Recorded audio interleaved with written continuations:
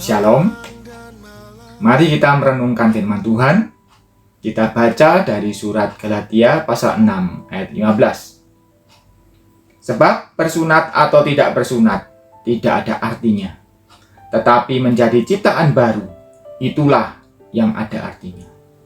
Saudara sekalian, ayat yang baru kita baca ini adalah salah satu poin penting di dalam kekristenan. Tanpa menjadi suatu ciptaan baru, kekristenan kita itu tidak ada artinya. Sebagai murid-murid Kristus, kita harus menjadi ciptaan baru. Bila kita selidiki dari teks bahasa Greka, kata ciptaan tersebut menggunakan kata ktisis, yang artinya adalah ciptaan yang terjadi dari ketiadaan. Berarti ini adalah perbuatan ilahi, karena tidak ada manusia yang bisa menciptakan sesuatu dari yang tidak ada. Hanya Tuhan yang mampu menciptakan dari yang tidak ada menjadi sesuatu yang baru. Jadi, menjadi ciptaan baru yang dimaksud oleh Rasul Paulus hanya bisa dikerjakan oleh Tuhan saja. Hanya Tuhan yang mampu menjadikan kita suatu ciptaan baru. Lalu apa yang perlu kita lakukan jika ingin menjadi ciptaan yang baru? Kita akan selidiki lebih lanjut dari 2 Korintus 5:17. Jadi siapa yang ada di dalam Kristus, ia adalah ciptaan baru. Yang lama sudah berlalu, sesungguhnya yang baru sudah datang. Syaratnya, kita harus dalam Kristus. Kita baca lebih lanjut.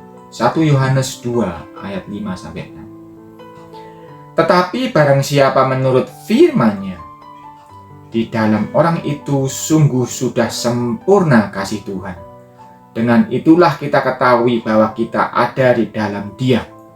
Barang siapa mengatakan bahwa ia ada di dalam Dia, ia wajib hidup sama seperti Kristus telah hidup. Jadi bagaimana supaya kita ada di dalam Dia? Kita harus menuruti firman-Nya. Kita harus hidup sama seperti Kristus hidup. Dan kita harus menjadi pengikut Kristus. Kita renungkan lebih lanjut.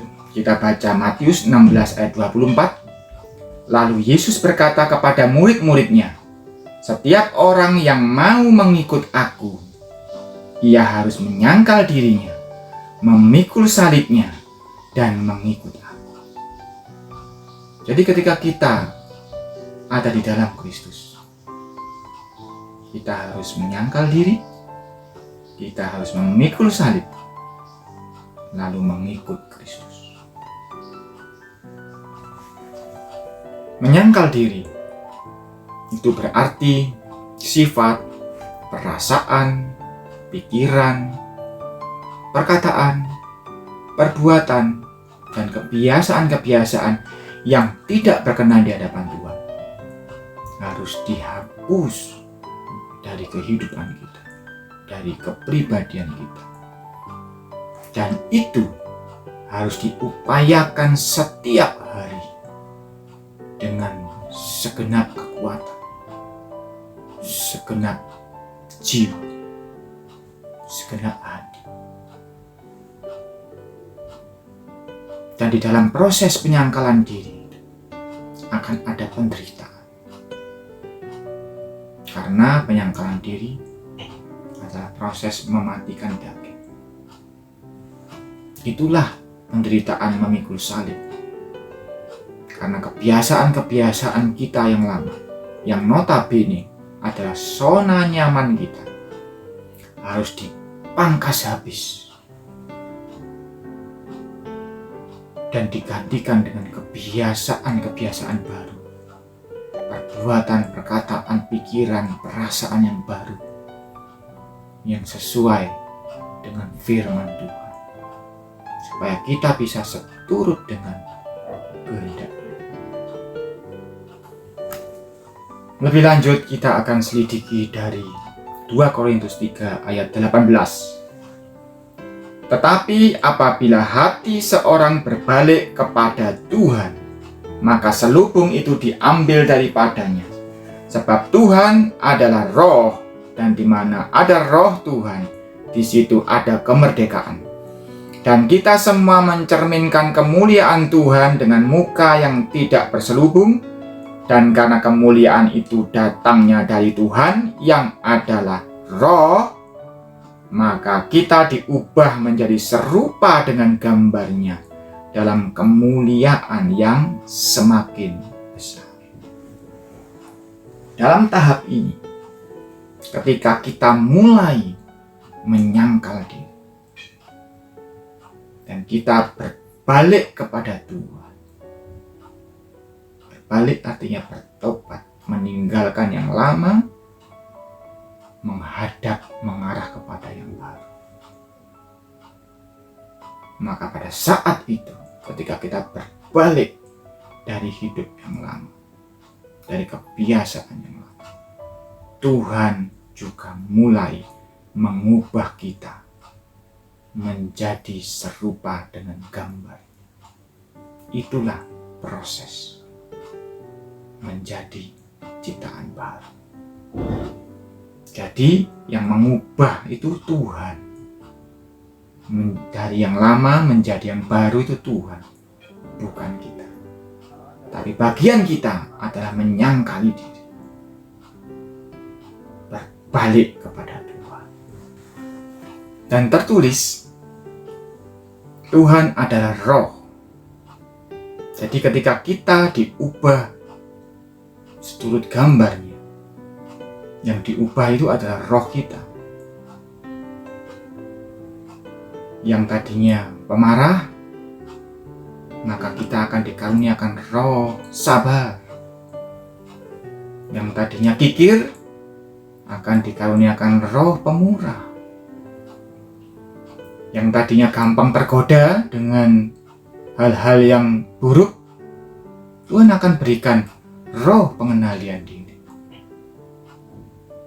dan sebagainya dan sebagainya. Jadi yang diubah menjadi ciptaan baru itu adalah roh kita. Hidung, mata, mulut, telinga kita, badan kita, ya tetap seperti ini.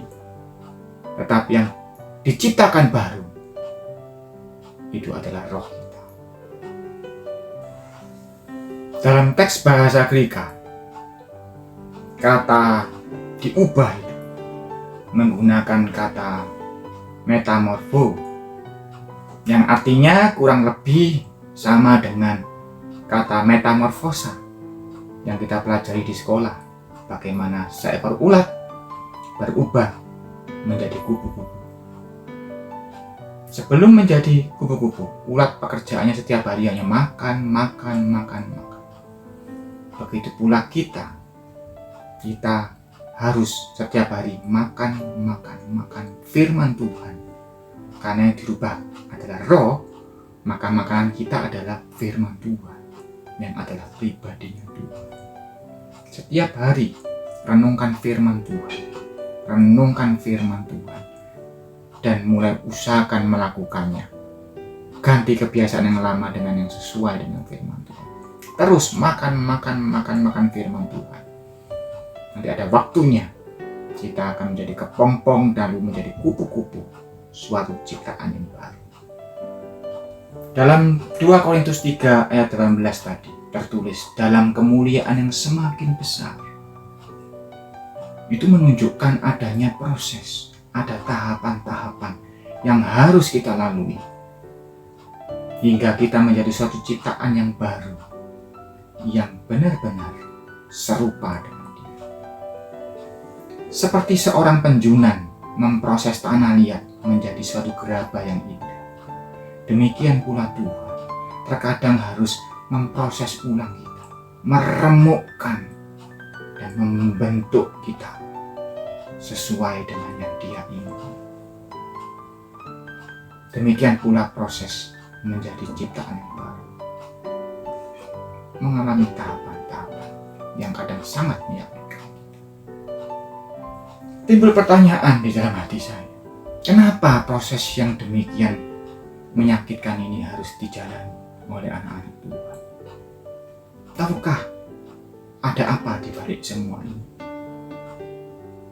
Saudara-saudara, nanti di akhir zaman, ketika iblis dikalahkan dan dihukum, dan bumi, langit yang ada saat ini dilalukan, Tuhan akan menciptakan bumi dan langit yang baru. Siapa yang menjadi penghuni? Apakah Tuhan akan memproses ulang penciptaan Adam dan Hawa kembali dari nol? Ternyata tidak. Tuhan punya rancangan yang lebih indah, yaitu kita-kita yang mau diproses menjadi ciptaan baru. Ini semua dipersiapkan Tuhan untuk nantinya menjadi penghuni bumi dan langit yang baru, yang cocok menjadi penghuni bumi dan langit yang baru, dan dunia ciptaan yang baru juga. Siapa lagi kalau bukan kita? Jadi, sesakit apapun, sesulit apapun yang kita alami dalam proses menjadi ciptaan baru, itu cukup berharga untuk kita perjuangkan. Karena seperti kata Rasul Paulus, penderitaan yang kita alami di bumi ini tidak sebanding dengan upah yang disediakan Tuhan nanti di bumi dan langit yang baru. Siap menjadi ciptaan baru? Saya ucapkan selamat menjadi ciptaan baru. Tuhan Yesus memberkati.